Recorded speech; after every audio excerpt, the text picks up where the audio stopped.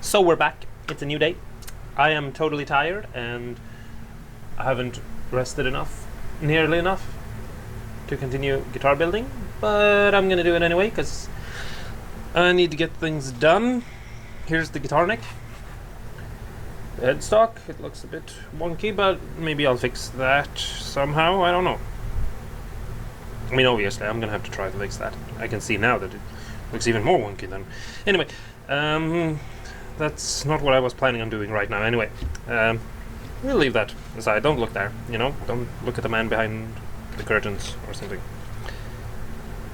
What I was going to do right now, to start off this day, was that I was going to take and figure out where to put the fret marks on the side.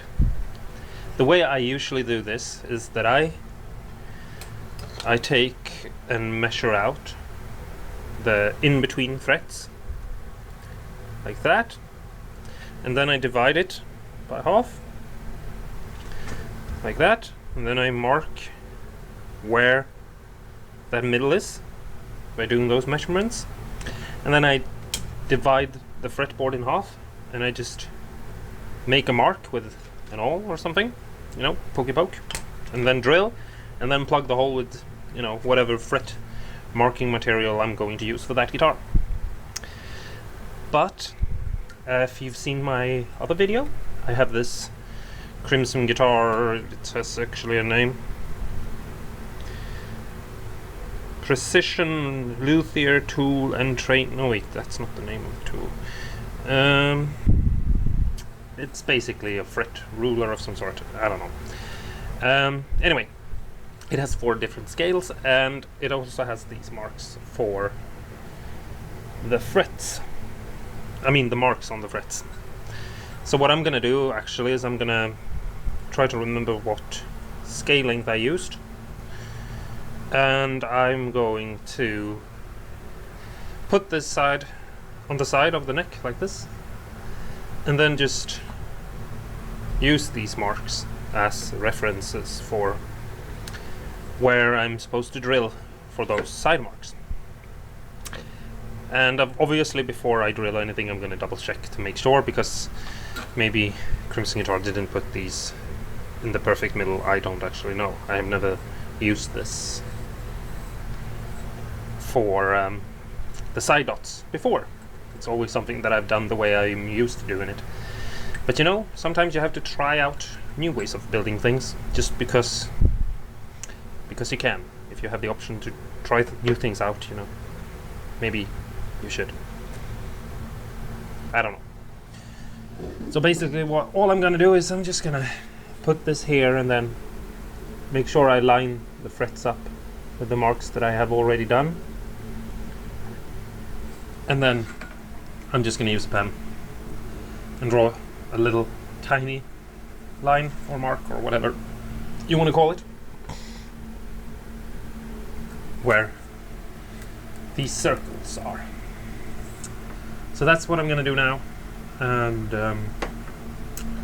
I'll come back to you once I've figured out what I'm gonna use as fret marks, because I think, and correct me if I'm wrong, which I mean I might be, that since this is a light colored wood, something really dark, like something black for example, would do nicely as the marks.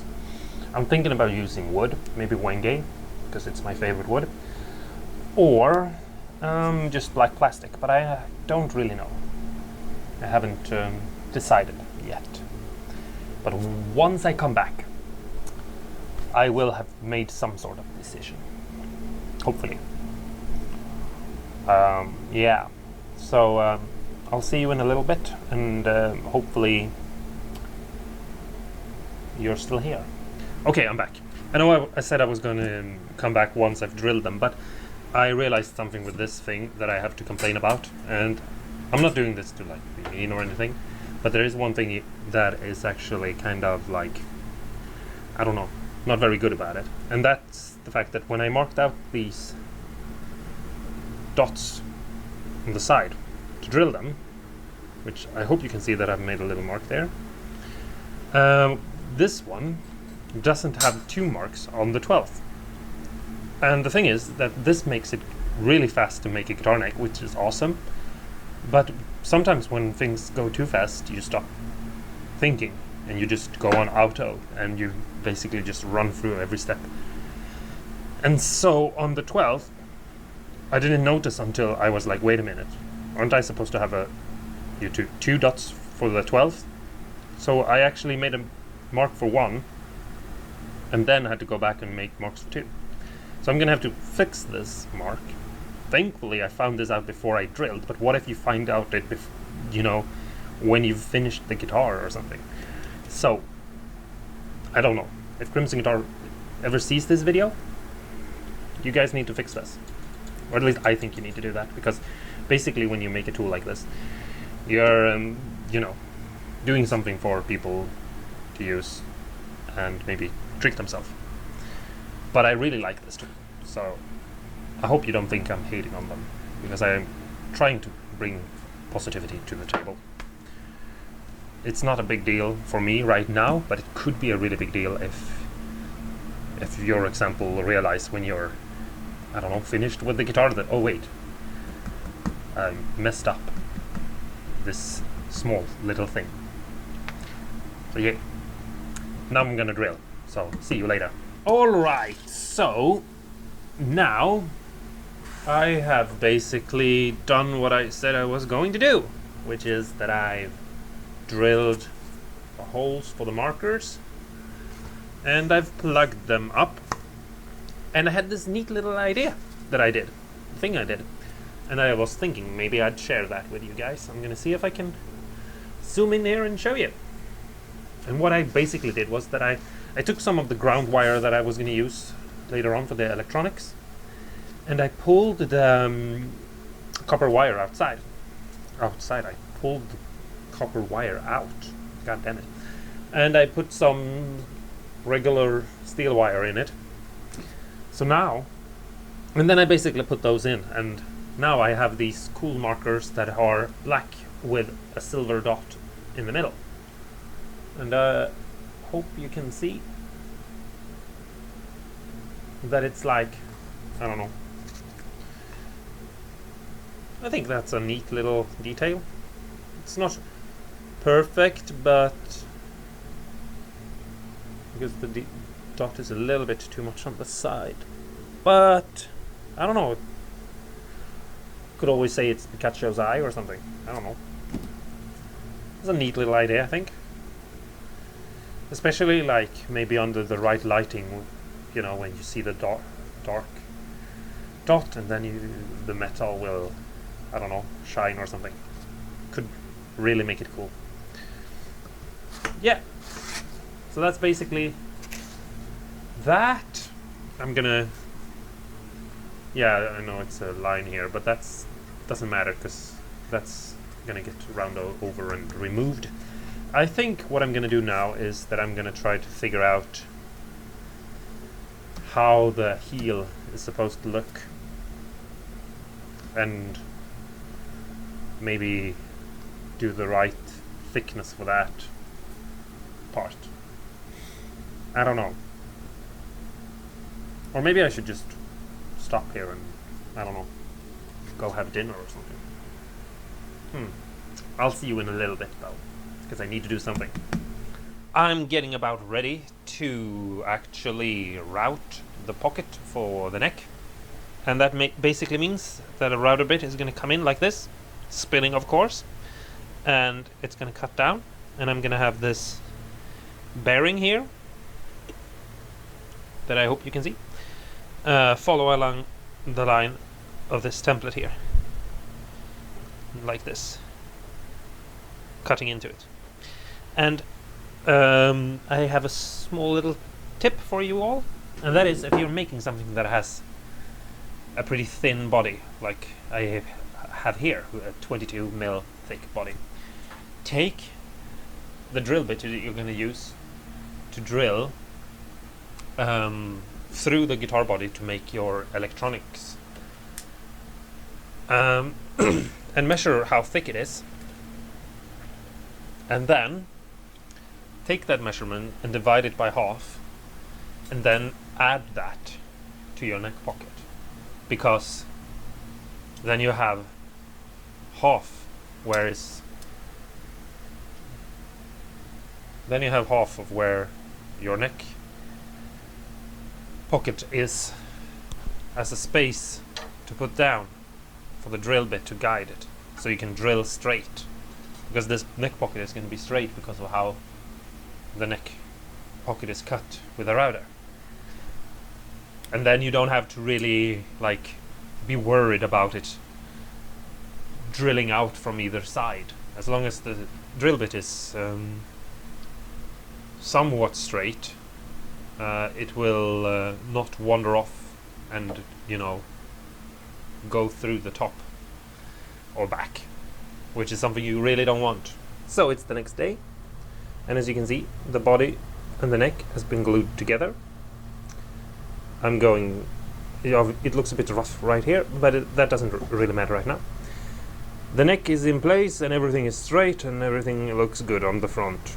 The back is still a big square piece of lumber, and so what I'm gonna do now is I'm gonna shape the back of the neck, make it round and smooth and nice from the back of the neck all the way up to the volute of the headstock. The first thing I'm gonna do is I'm just gonna take my machine hand plane and I'm just gonna cut the sides off a bit, just because it's a super easy way of doing it, and it will only take a couple of seconds to get a rough shape. And then I'm gonna take a Shinto file and some rasps and some of those things, and I'm just gonna fine detail the shape until I like it. I'm not gonna go overly into like trying to make this look like a, you know, C shape or D shape or something like that. I'm just gonna cut it till I feel like it's symmetrically correct and has a nice shape for my hand, and really nothing more or anything weird like that. Just make it feel nice. That's the only thing that really matters. So I'm not focusing too much on, like, you know, D shape or C shape or whatever. I'm just focusing on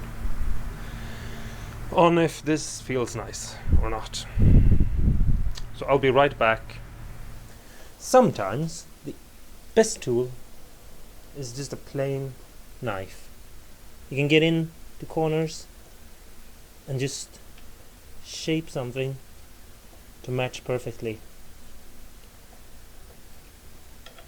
A lot of times guitar builders gets caught up with what tool is the best tool, and we need all these amazing jigs and stuff.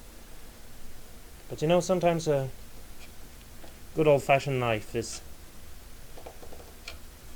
really the best tool ever. I have now shaped the neck of the guitar and I'm ready to go and sand it. So I'm basically done with the guitar in its rough shape, so to say. This is a guitar I made about maybe 1.5 years ago or something like that. Maybe even a little bit longer. The body is made out of old pallet wood, and the neck is made out of 2 other necks that I made earlier before that were both failed experiments, and then I took the good parts of both of them and sandwiched them together, basically. But what I want to say is that I'm thinking of making some sort of burn art. Not like this though, because this one has just a bunch of different things that I like put on it, like David Lynch and penguins, for example, or 2D from Gorillas down here. Kenny from South Park. Yeah. But I'm thinking of doing something like having something that moves from the back of the guitar and then down and up around it from the back and then up the neck. That's why I have made a very simple and plain looking guitar, because I wanted to basically experiment with burning in some sort of art. But I don't really know. So I'm asking, like, you know, if anyone has any fun or interesting ideas for what I could put on the guitar, any suggestions or anything other fun, that would be really cool. So yeah, I'm gonna go and sit down and sketch and draw and do something like that, and see if I can come up with something interesting that will help me decide what I want to do with this guitar. Because, yeah. Until that day, thank you guys so much for watching. I really hope you enjoy my videos. There will be more of them, obviously, in a couple of days. And we'll see how we get along with everything. I still have to, you know, sand the guitar and do some sort of artwork or something on it, and then finish it with, I think, some sort of oil-based or wipe-on poly, I don't know. And then put all the electronics in it, and hardware. But I don't think that should take too long, hopefully at least. So, yeah, we'll see what happens. Anyway, thank you, and have a great day. Take care of each other, and take care of yourselves as well. And, you know, let me know if you have any cool ideas on something I can put on the guitar. Bye bye.